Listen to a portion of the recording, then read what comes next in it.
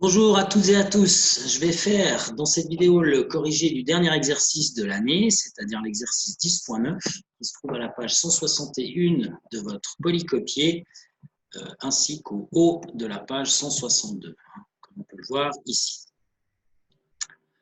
Alors, donc on va lire la donnée, bien sûr, et puis ensuite, on se basera sur le corrigé que j'ai fait moi-même et que je vous ai envoyé par mail et qui a cette allure qui tient sur 2 pages.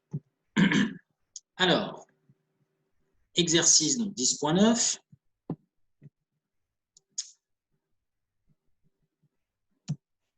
Vous y voilà. Un satellite décrit une trajectoire elliptique autour de la Terre. Donc ça, il n'y a rien de nouveau. Hein. Ça, c'est la première loi de Kepler qui dit que les satellites tournent autour d'objets massifs en adoptant une trajectoire elliptique. Donc, dans un plan. Les axes de l'ellipse mesurent 2A égale 100 000 km pour le grand axe, donc, et puis 2B égale 60 000 km pour le petit axe. Je vous rappelle quand même que dans une ellipse, on appelle A le demi-grand axe. Donc, du coup, 2A, c'est le grand axe au total. Idem pour B, sauf que pour B, c'est le demi-petit axe. Et donc, encore une fois, 2B, c'est le petit axe au total. Donc, ça se voit dans le schéma que vous trouvez ici. J'aurais pu éviter d'écrire ça comme ça. Bon, bref, c'est fait. Donc, j'efface tout. Voilà, on le voit ici. Le grand axe, c'est toute la longueur ici. Donc, c'est 2A, parce qu'on a coutume d'appeler A, justement, le demi-grand axe. Et puis, idem pour B. Le demi-grand axe, le demi-petit axe, pardon, on appelle ça B, c'est ce que j'ai fait en vert ici, et donc 2B qui est donné, c'est le petit axe. Alors la première question du problème consiste à exprimer les vitesses à 3 endroits différents, les points B, A et C, qui se trouvent donc, on va changer un peu de couleur, on va prendre on peut tout effacer en réalité, voilà. Donc on va prendre les points B ici, et les points C ici, et puis encore un autre point à l'extrémité ici, qui est le point A. Donc, il s'agit d'exprimer la vitesse au point B, A et C en fonction de la vitesse au point P. Donc, on va supposer qu'on connaît la vitesse au point P, mettons comme ceci, Vp, et donc l'idée c'est de déterminer quelle est la vitesse au point B ici, Vb, la vitesse au point C, qui est en fait symétrique par rapport au point B. Donc, au point C, ce sera la même vitesse qu'au point B, mais dans le sens contraire. Et puis également au point A, ici, vitesse VA.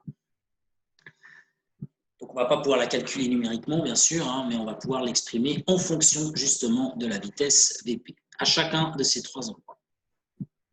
Alors, comment procéder pour résoudre ce problème? Eh bien, vous avez donc dans votre corrigé, je ne pourrais pas vous dire exactement à quelle page. Non, ce n'est pas marqué ici non plus. Vous avez donc cette figure dans le corrigé, figure qui représente ce que je viens de vous dire. Donc là-dessus, il y a un petit peu tout. Donc, vous avez le fameux point P ici, avec la vitesse Vp à cet endroit-là. Et puis donc, encore les points, j'y vais en vrac, les points B avec la vitesse Vb, le point C avec la vitesse Vc, et puis le point A avec la vitesse VA ici. Alors maintenant, nous, on connaît les dimensions de cette ellipse. On connaît le grand axe, qui est donc 2A. Et donc, le demi-grand axe, c'est cette longueur ici. C'est la longueur A, ici. On connaît aussi le petit axe, pardon, le petit axe que je vais faire en rose, et qui a donc une longueur 2B. Donc le demi-petit axe, c'est ce côté-là, c'est le côté B, qu'on peut voir ici. B. Alors, ce qu'il y a, c'est que dans une ellipse, eh bien, là, en l'occurrence, ce qui est sur la trajectoire elliptique, c'est le fameux satellite qui tourne autour de la Terre. Donc la Terre, où est-ce qu'elle se trouve? Elle se trouve à un des foyers, en fait. Alors, cette terre, on va la dessiner. Qu'est-ce qui reste comme couleur? Il ne reste pas grand-chose. Hein. Bon, ben, je vais reprendre un petit peu de bleu. Je vais prendre du bleu, voilà. Et ici, donc, on a le foyer qui est la terre. Alors là, je vais écrire ça ici. Terre, entre parenthèses, c'est un des foyers de l'ellipse. Alors, il y a quelque chose qui est une définition en fait dans l'ellipse, qui est la distance entre le centre de l'ellipse et le foyer. C'est ce qu'on appelle la longueur C, la distance C en fait. Hein. Donc, cette distance C, elle est là. Elle est écrite d'ailleurs ici, C. Et une autre chose qu'on retrouve dans une ellipse, qui constitue l'élément de base de la construction dite du jardinier, hein, d'une ellipse, c'est qu'en fait, si on relie, je ne voulais pas faire ça en bleu, donc je vais changer de couleur, je vais prendre du vert, voilà, je vais prendre le vert. Si on relie le point du foyer, en fait, hein, jusqu'au point C, eh bien, on retrouve la longueur A, qui est donc, je le rappelle, le demi-grand axe. Donc ici, on a un triangle rectangle avec un côté qui vaut A, un côté qui vaut B et un côté qui vaut C. Donc nous, on connaît presque A, hein, parce qu'on vous donne 2A, on vous donne 2B, donc c'est les longueurs A et B, on peut dire qu'on les connaît simplement en divisant les données par 2. Et puis la donnée C, ben, il faut la calculer, en fait, hein, ici. Alors, commençons par faire ce calcul de la donnée C. C'est ce que j'ai fait au tout début du corrigé, donc que vous avez, j'arrive pas à sélectionner ce truc, s'il vous plaît, voilà, hop. C'est ce que j'ai fait ici. Donc, vous avez la donnée, la première donnée qui est 2A égale 100 km. Pardon, 2A égale 100 000 km, pardon. Donc, du coup, en divisant par 2, on trouve que A, demi-grand axe, égale 50 000 km. Ensuite, deuxième donnée, vous avez 2B égale 60 000 km. On divise par 2, donc B égale 30 000 km. Bon, ça, c'est assez simple. Et puis, donc ensuite, comme je vous le disais, on a un triangle rectangle ici, avec deux côtés connus, A et B, et puis un côté qu'on doit déterminer, qui est le côté C. Alors, dans un triangle rectangle, on applique la relation de Pythagore, le théorème de Pythagore ici. Et le théorème de Pythagore, ben, qu'est-ce qu'il nous dit? Il nous dit que A carré, c'est-à-dire l'hypoténuse, égale la somme des carrés des cathètes, c'est-à-dire B carré plus C carré. Nous, on veut C. Donc ici, on soustrait B carré et on trouve que C carré égale A carré moins B carré. On en prend la racine hein, pour obtenir C tout court et on trouve cette formule qu'il y a ici. Donc maintenant, on remplace. A c'est 50 000 km. B, c'est 30 000 km. Vous faites le calcul, vous pouvez le faire de tête ou à la machine. Hein, et puis, vous trouvez à la fin 40 000 km. Donc ça, c'est le côté C du triangle, qui représente finalement la distance entre le centre de l'ellipse et la position de la Terre, c'est-à-dire du foyer. Bon, alors maintenant qu'on a déterminé toutes ces relations, allons plus loin. Comment est-ce qu'on va pouvoir déterminer les vitesses en fonction d'une des vitesses, qui est la vitesse au point P ici? Comment est-ce qu'on peut déterminer VB, VC et VA? Eh bien, on peut le faire en considérant que le satellite ici, il est soumis à une seule force, qui est la force de gravitation. Alors, si je reprends le schéma que vous trouvez dans votre corrigé et que j'ai ici en agrandi, eh bien, dessinons la force de gravitation à chaque endroit. Donc, notre satellite, quand il est au point P, il subit une force de gravitation qui est dirigée vers la Terre. Quand il est au point B, également. Quand il est au point A, également. Et quand il est au point C, également. Donc là, j'ai dessiné évidemment uniquement la direction et le sens. Hein, en ce qui concerne l'intensité, ce n'est pas tout à fait fiable hein, ce que j'ai fait. Donc ça, c'est la force de gravitation à chaque point. Et donc maintenant, si on cherche à calculer le moment de cette force, moment par rapport à la position de la Terre, c'est-à-dire par rapport à ce point ici, au foyer. Point qu'on va appeler, on va l'appeler O hein, en fait, c'est plus simple parce qu'on a l'habitude de l'appeler O hein, en fait. Donc, il faut en fait multiplier vectoriellement la position qu'on appelle R et donc on multiplie vectoriellement par la force. Donc, concrètement, ça donne M est égal à la position R cross force de gravitation, puisque c'est la seule force qui agit en l'occurrence ici. Et donc, ce qu'on peut constater, c'est que où que se trouve le satellite, à n'importe quel endroit, eh bien, vous voyez que ce soit au point C, que ce soit au point A, ou que ce soit au point B, eh bien, vous voyez que les vecteurs verts et rouges, ils sont collinaires, en fait, toujours. C'est ce qu'on appelle une force centrale. Donc, R et le vecteur rouge, FG, sont collinaires. Et donc, ça veut dire que, ça vient du fait, plutôt, que la force de gravitation, FG, est une force centrale. Elle est toujours dirigée vers le même point, qui, en l'occurrence, est le point O, comme vous pouvez le voir ici. Donc, du coup, comme ces deux vecteurs sont collinaires, quand on calcule le produit vectoriel, eh bien, on trouve 0. Donc, le moment de force, de la force de gravitation par rapport justement à la position de la Terre, c'est-à-dire le point O ici, eh bien c'est 0. Alors, qu'est-ce que ça implique ça? Eh bien, ça implique que si on applique le théorème du moment cinétique, donc déjà, ce que je viens de vous dire, c'est ici, donc corrigé. Le moment de la force de gravitation, étant donné que c'est une force centrale, eh bien, on a vu, comme les deux sont parallèles, les deux vecteurs sont collinaires, eh bien, on trouve un moment nul. Alors, maintenant, on exploite le théorème du moment cinétique, qui dit quoi? Le théorème du moment cinétique, il dit que la variation du moment cinétique par rapport au temps, elle est égale au moment de force. Mais si le moment de force est égal à 0, eh bien, on trouve donc que la variation du moment cinétique par rapport au temps est nulle. Et donc, on en déduit, très important, que le moment cinétique par rapport au centre de la Terre, bien sûr, puisqu'on a calculé toujours le moment de force par rapport au centre de la Terre, eh bien, le vecteur moment cinétique est un vecteur constant. Donc, ça veut dire que sa direction et son sens ne varient pas, et aussi sa norme. Alors, le fait que la direction et le sens ne varient pas, comme on l'a vu dans la théorie, ça implique qu'il y a une trajectoire plane, c'est-à-dire une trajectoire sur un plan. Mais ça, on le savait déjà, puisque dans la donnée de l'exercice, c'est écrit que le satellite il suit une trajectoire elliptique. Et une ellipse, c'est contenu dans un plan. Donc ça, il n'y a rien de nouveau pour vous ici.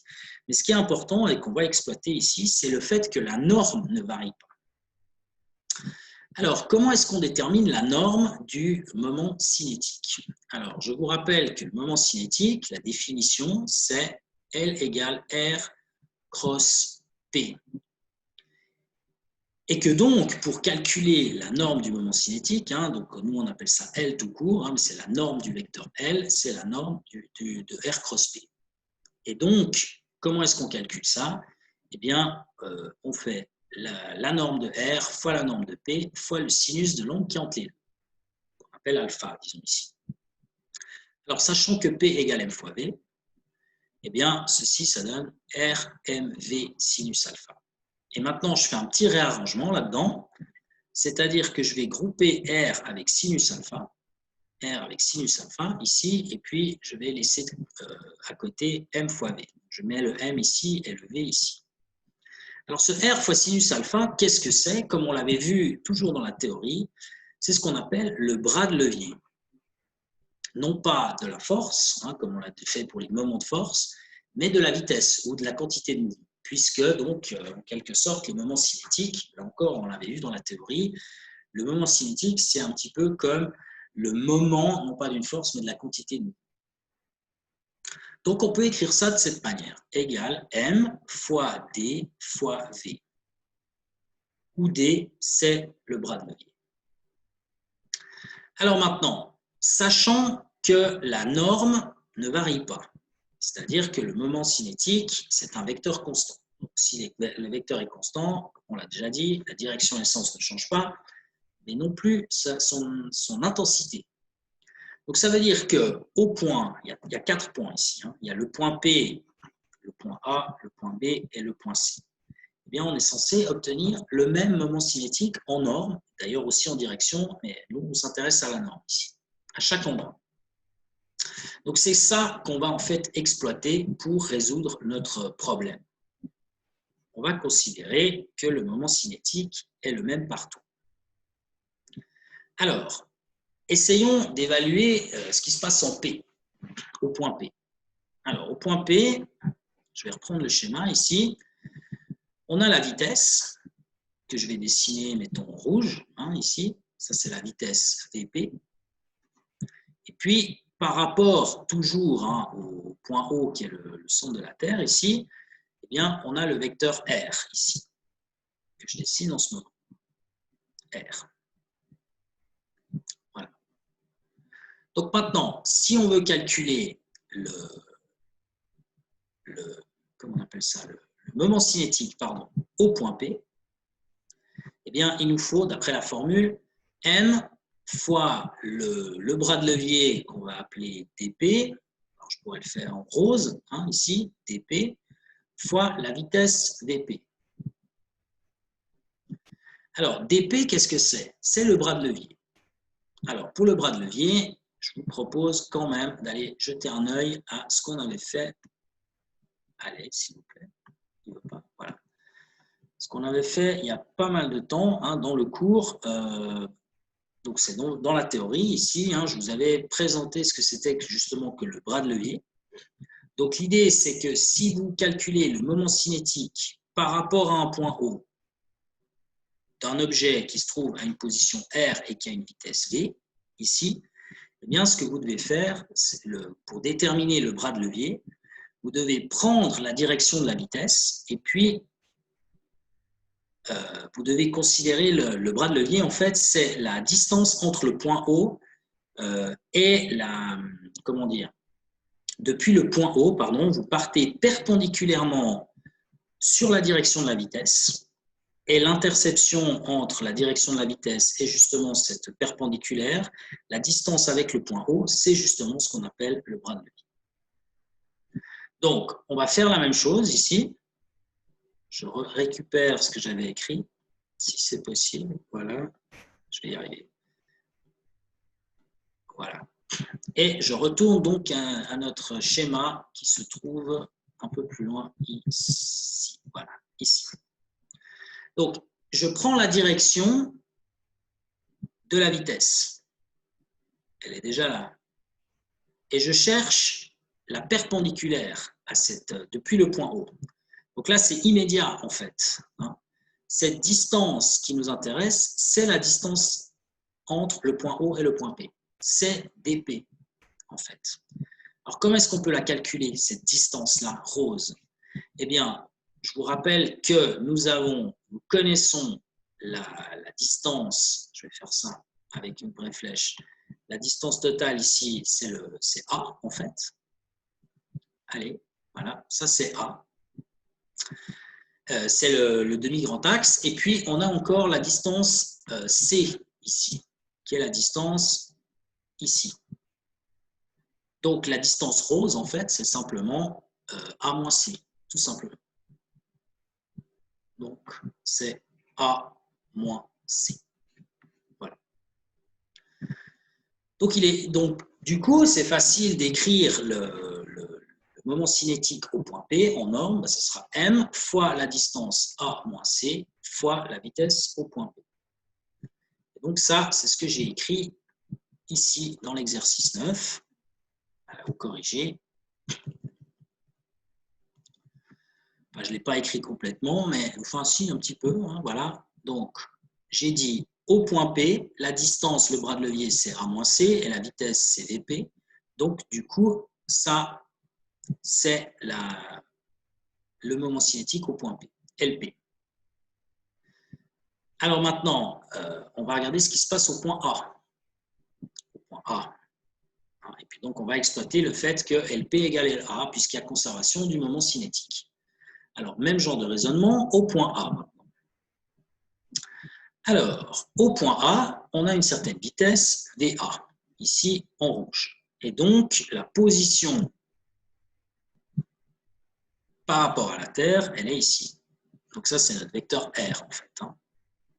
Alors, je vous rappelle, vous prenez une perpendiculaire au point O, qui est donc le point qui est représenté ici, hein, le foyer où se trouve la Terre. Donc, vous prenez une perpendiculaire passant par O, qui est donc perpendiculaire à la direction de la vitesse. Alors là aussi, hein, c'est immédiat. Cette perpendiculaire-là, qui est donc le bras de levier, c'est la distance, je vais faire ça proprement, c'est cette distance entre le point O et le point A ici. Ça, c'est justement le bras de levier qu'on appelle D, mais pour le point A, c'est DA. Alors, ce DA, ce sera quoi en fait? Eh bien, ce sera la distance entre le centre de l'ellipse et le point A. Cette distance-là, c'est le demi-grand axe, c'est ce qu'on appelle petit a. Et puis, à ça, on vient ajouter la distance C, qui est la distance entre le centre de l'ellipse et le foyer. Donc ici, notre distance bras de levier, en fait, hein, pour le point A, DA, ben, ce sera égal à A plus le C, ici. Alors, donc la distance ici qui nous intéresse, c'est A plus C. Alors du coup, on peut calculer le moment cinétique. Comment est-ce qu'on fait ça? Le moment cinétique au point A, ce sera, d'après la formule qu'il y a ici, hein, ce sera la masse fois la distance bras de levier au point A fois la vitesse au point A. Et cette distance dA, c'est ce qu'on avait écrit comme étant égale à A plus C. Donc ça, c'est ce qu'on retrouve ici. Ça, c'est le moment cinétique au point A, en fait. Hein. On retrouve le M, le A plus C fois VA. Et donc, je vous rappelle, donc ça, c'est le A, hein, ici, LA. Et puis donc, ça doit être, en vertu du théorème du moment cinétique, ça doit être égal à LP, puisque c'est une force centrale et qu'il y a donc conservation du moment cinétique. LP ici. Donc maintenant, là-dedans, il n'y a plus qu'à faire un petit peu d'algèbre et on arrive à notre fin. Vous voyez qu'il y a M qui apparaît des deux côtés, donc on peut diviser par M. Hein. La masse, elle est toujours positive, elle n'est jamais nulle, donc ça, on peut diviser par M. Et puis, donc maintenant, si on veut exprimer VA, eh bien, il suffit de diviser par A plus C. Donc, de passer ce A plus C de l'autre côté en divisant, et vous obtenez cette formule qu'il y a ici, que je vais dessiner en bleu, mettons, hein, ici. Voilà. VA est égal à A moins C fois VP, qu'on retrouve ici, A moins C fois VP, divisé par A plus C, ici. Alors nous, on connaît A et C. Donc maintenant, il n'y a plus qu'à mettre les valeurs dedans. Alors, les valeurs, je vous rappelle, donc A, on avait fait le calcul tout au début, c'est 50 000. Et puis, C, c'est 40 000. On avait fait le calcul également en utilisant Pythagore. Donc, si vous faites en haut 50 000 moins 40 000, ça fait 10 000. Puis en bas, 50 000 plus 40 000, ça fait 90 000. Donc 10 000 sur 90 000, c'est équivalent de 1 sur 9. Ça, c'est un 9, hein, ce n'est pas un G. C'est un 9. Donc finalement, ça nous fait 1 sur 9 fois ce qui reste, c'est-à-dire la vitesse Vp. Et là, on a exprimé la vitesse au point A en fonction de la vitesse au point P. C'est le 9e de la vitesse au point P. Bon, avant d'aller plus loin, je voudrais quand même préciser hein, que, évidemment, le point P étant le point le plus proche du Soleil, hein, ici, enfin du Soleil, pardon, de la Terre, hein, puisque ici ça tourne autour de la Terre, hein, je m'excuse pour la petite boulette. Donc ça, c'est le point P, c'est le point le plus proche, c'est là qu'on doit avoir la plus grande vitesse. Et au contraire, le point A étant le point le plus éloigné, ici, c'est le point où on a la plus petite vitesse. Donc normalement, en termes de vitesse, on devrait avoir Vp qui est plus grand que Vb, qui devrait être égal à Vc. Hein, les vitesses ici sont identiques, hein, puisqu'il y a une symétrie hein, dans le problème. Sauf qu'au point P, la vitesse enfin, le satellite s'éloigne, et puis au point C, il s'en rapproche, mais voilà, c'est la même chose. Et puis donc ces deux vitesses Vb et Vc sont elles-mêmes plus grandes que la vitesse au point A, qui est en fait le minimum. Puis là, au point P, c'est le maximum. Bon, alors donc du coup, on a fait le boulot pour la vitesse au point A. Alors maintenant, faisons le calcul pour la vitesse au point B ou au point C, peu importe, hein, puisque c'est la même chose par symétrie. Donc, au point à ces deux points, en fait, on va faire exactement le même boulot. Hein. C'est-à-dire qu'il s'agit donc de déterminer le bras de levier. J'ai écrit ici dans le corrigé que en B et en C, il y a une symétrie et que la vitesse, donc, c'est la même. Hein, VB égale VC. Alors maintenant, attention, qu'est-ce qu'on considère comme moment cinétique? Enfin, comment est-ce qu'on le calcule? Alors là aussi, on va faire deux, trois petites choses. Alors prenons par exemple VC. Prenons par exemple celui-ci. Ou VB, hein, peu importe. Alors maintenant, on choisit le vecteur position par rapport à la Terre. Donc on a les deux vecteurs position ici. Alors je vous rappelle, prenons avec B, hein, ça ira très bien. Donc ce qu'on doit faire maintenant, c'est qu'on doit déterminer le bras de levier. Alors pour cela, donc on prend une droite qui porte la vitesse, hein, cette droite-là, et puis depuis le point O, qui est là, le point où il y a la Terre, hein, en fait, eh bien on prend une perpendiculaire. Je vais quand même prendre un segment propre, voilà, une perpendiculaire à cette direction de la vitesse.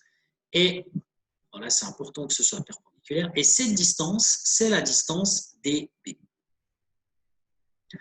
Alors, si on fait le même travail, mais de l'autre côté, hein, ici, en haut, eh bien, vous voyez qu'évidemment, on obtient la même chose. Donc, il s'agit de prendre une perpendiculaire qui passe par haut et qui coupe perpendiculairement donc, la direction de la vitesse. Et donc, cette longueur-là, c'est DC. Donc, évidemment, le bras de levier, dB, ce sera égal à DC. Et quelle est cette longueur, en fait? Eh bien, c'est tout simplement une longueur qu'on connaît, qui est en réalité le petit axe, le demi-petit axe. C'est en fait la longueur B. Tout ça, c'est égal à B. Même chose ici. Hein. Là, il y a B aussi. Hein. C'est pareil. Donc, maintenant qu'on a compris ça, eh bien, qu'on a vu ça, eh bien, on peut reprendre donc notre corrigé.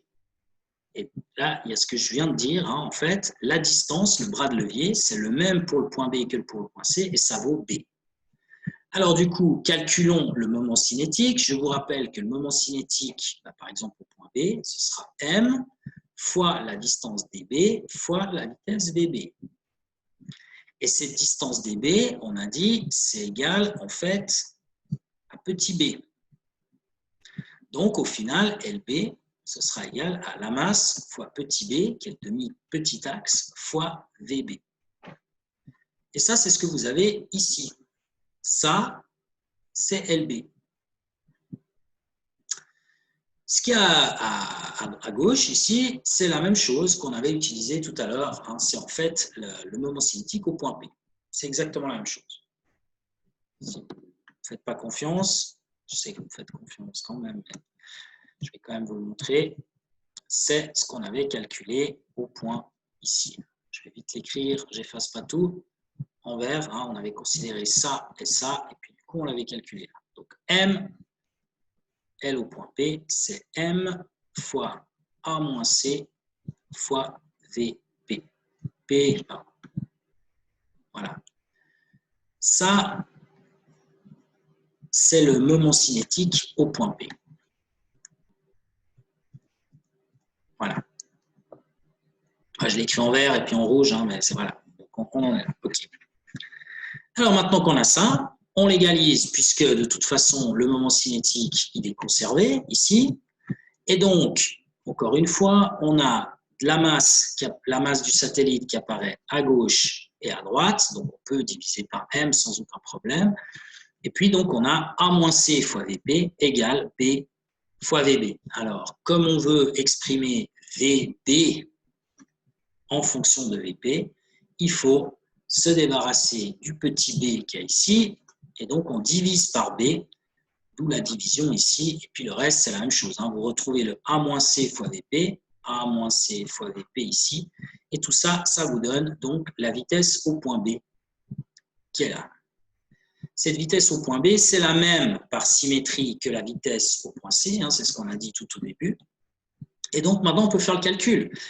Étant donné que A vaut 50 000 km et que C vaut 40 000 km, quand on fait la différence, ça fait 10 000 km.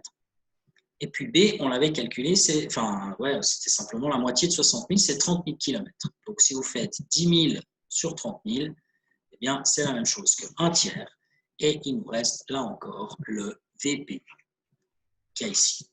Donc, en définitive, la vitesse ici, elle est égale à 1 tiers de VP, à cet endroit-là, à ces endroits-là. Donc, voilà pour la partie A, en fait. On a déterminé tout. Je peux tout réécrire ici pour résumer.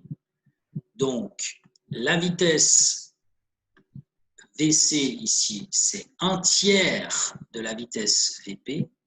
La vitesse VP qui est ici. La vitesse VB, c'est aussi 1 tiers, c'est la même chose de la vitesse VP. Et puis ici, la vitesse VA, on avait calculé, c'est 1/9 de la vitesse VP au début. Voilà. Donc ça, c'est pour la partie A de ce problème. Alors maintenant, il y a une partie B. C'est la partie la plus intéressante, je dirais, de l'exercice. La partie B, elle est, à mon sens, moins intéressante. C'est plus du calcul. C'est plus un exercice d'algèbre, finalement. Enfin bon, faisons-le. Montrer que les vitesses au point P, B et A sont telles que VB carré égale VA fois VP. Alors, pour démontrer ça, moi, je vous propose de calculer VB carré. Calculons VB carré dans un premier temps. Puis ensuite, calculons VA fois VP. J'ai vraiment de la peine, VP, voilà. Et puis ensuite, compare. C'est ça l'idée. La comparaison sera vite faite. Vous allez voir, on obtient évidemment le même calcul, c'est le même résultat. Alors, ça, c'est ce que j'ai fait dans le corrigé ici. Donc, tout d'abord, j'ai commencé par faire VA fois VP. C'est ce que j'ai fait ici. Alors, pour calculer VA fois VP, j'ai utilisé l'expression qu'on avait obtenue de VA, qui est ici. VA, c'est, je vais l'écrire ici parce que c'est A moins C sur A plus C fois VP. C'est l'expression numéro 1, en fait, c'est l'équation 1. Donc, ça, on reprend.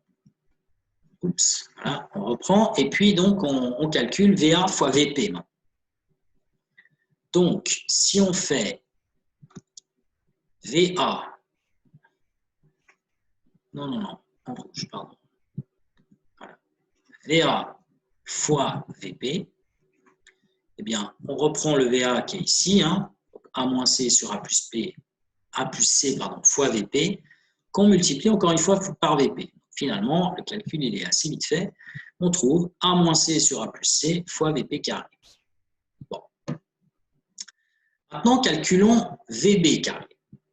Alors, pour calculer VB carré, comment est-ce qu'on fait?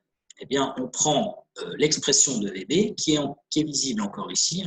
J'aurais pu éviter tout ça, voilà, je le fais de cette manière. Donc, VB, il est là. VB, c'est A moins C sur B fois VP. Donc, si je le mets au carré, VB carré, c'est A moins C sur B fois VP, ça c'est VB, fois de nouveau VB. Alors, qu'est-ce qu'on a? On a A moins C fois A moins C, donc ça fait A moins C au carré. Ensuite, on a B fois B, donc sur B carré. Et puis finalement, fois VP fois VP, VP fois VP, ça fait VP carré. Bon, jusque-là, c'est pas sorcier, je dirais. Alors maintenant, qu'est-ce qu'on va faire? Eh bien, on va utiliser Pythagore. Parce que vous voyez dans l'expression qui est en haut, la première qu'on a obtenue, celle-ci, là, il n'y a pas de B. Tandis que là, il y a un B. Donc, on va essayer de s'en débarrasser de ce B. C'est ça l'idée, de le remplacer. Alors, comment est-ce qu'on peut faire? On a Pythagore, A carré égale B carré plus C carré. Donc, maintenant, vous faites moins C carré et vous trouvez donc que B carré, ce qui reste ici, ce sera A carré moins C carré. Alors, A carré moins C carré, je crois que ça s'appelle les identités remarquables. On peut écrire ça comme étant égal à A plus C fois A moins C. Vous pouvez faire le produit. Hein. A fois A, ça fait A carré. Moins AC plus AC, ça tombe. Moins C carré, donc ça marche. Alors maintenant, l'idée, c'est de remplacer cette expression-là ici, là-dedans. Alors, comment est-ce qu'on fait ça? Eh bien, on reprend. Hein, donc, on avait VB carré ici. Donc, VB carré égale, je reprends tout ce qu'il y a ici. Là, je n'ai rien changé. Et maintenant, ce que je change, c'est le B carré. Et le B carré, je reprends toute cette expression qu'il y a ici, c'est-à-dire A plus C fois A moins C. Et puisqu'en haut, le A moins C au carré qu'il y avait ici, là, je l'écris comme étant égal à A moins C fois A moins C. Le tout à multiplier, on n'oublie pas, par VP au carré. Alors, vous voyez que là, il y a A moins C fois A moins C en haut, et puis A plus C fois A moins C en bas. Donc, en fait, on peut diviser, se débarrasser d'une parenthèse, A moins C ici. Voilà. Alors, cela dit, pour vraiment les puristes, si A moins C égale 0, on ne peut pas faire cette division. Mais A moins C égale 0, ça veut dire que A égale C. Si A égale C, ça veut dire que le foyer, c'est la longueur totale du demi-axe, en fait. Donc, ce n'est pas vraiment une ellipse, c'est plutôt un segment. Donc, du coup, ça c'est une situation qui n'existe pas, en fait.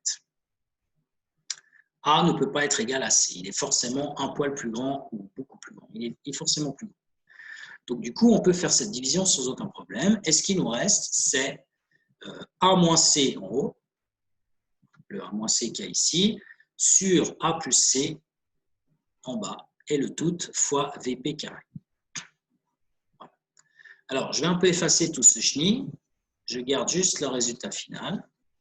Et maintenant, je vous laisse constater que ça, c'est la même chose que ce qu'on avait calculé tout au début pour, on avait calculé VA fois VP, et puis on avait trouvé A moins C sur A plus C fois VP carré. Donc, c'est pareil, ça, c'est la même chose que ça. Donc, du coup, ça, c'est la même chose que ça. En comparant 3 et 5, c'est ce que j'ai marqué ici, on a bien VB carré égale VA fois VP. Alors, cette vitesse VB carré, c'est la vitesse au milieu en quelque sorte, c'est la vitesse ici, quoi. C'est VB, c'est la vitesse là. C'est en fait en quelque sorte une espèce de moyenne entre la valeur maximale VP et la valeur minimale VA. Et nous, on a démontré donc que VB carré égale, donc on fait VP fois VA ou VA fois VP à la racine. Alors ça a un nom, statistiquement, ça a un nom, c'est ce qu'on appelle, je l'ai marqué tout en bas ici, on dit que, donc si maintenant on prend la racine de tout ça, en fait, donc là il suffit effectivement de prendre encore une petite racine, je ne l'ai pas fait ici, parce que voilà. Si vous prenez la racine, vous trouvez que VB égale racine de VA fois VP. Et je vous rappelle que, donc encore une fois, VA c'est la valeur minimale, et puis VP c'est la valeur maximale de la vitesse. Donc ça, c'est ce qu'on appelle la moyenne géométrique de ces deux vitesses qui sont, donc c'est une espèce, c'est pas une vraie moyenne au sens strict du terme, c'est ce qu'on appelle statistiquement la moyenne géométrique entre la valeur maximale et la valeur minimale justement. Alors voilà, on arrive au bout de cet exercice 10.9 qui était donc le dernier exercice de la série et de l'année.